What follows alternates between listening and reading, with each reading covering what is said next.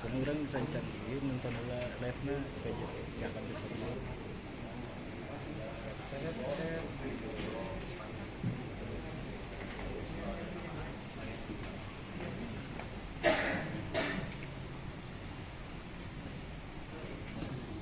Bapak Kak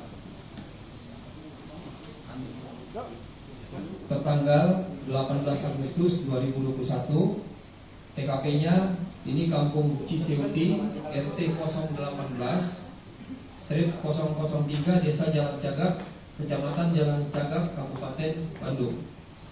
Waktu kejadiannya tanggal 18 Agustus 2021 jam 01.00. Modus operandinya yaitu dengan membacok dengan golok dan memukul dengan menggunakan stick golok. Uraian kejadiannya bermula kepada saudara YH mengajak saudara MR untuk memberi pelajaran kepada korban Tuti dan memerintahkan RM untuk menyiapkan segala peralatan. Kemudian sekitar jam 22 kedua tersangka berjalan menuju ke rumah korban di Jalan Cagak. Kemudian sekitar jam 23.30 datang dua tersangka lain atas nama AA dan AP. Kemudian terjadi tindak pidana pembunuhan terhadap korban atas nama Tuti Suwartini dan Amelia Mustika Ratu alias Amel yang dilakukan oleh saudara YH, kemudian MR, kemudian MM, kemudian AA dan AP yang terjadi pada hari Sabtu 18 Agustus 2021 di TKP Kampung Ciseuti RT 018/003 Desa Jalan Cagak, Kecamatan Jalan Cagak, Kabupaten Subang.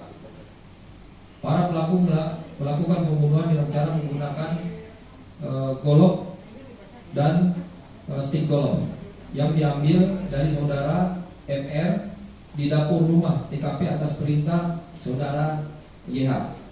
Dan setelah meninggal terhadap korban kemudian dimandikan oleh tersangka MM.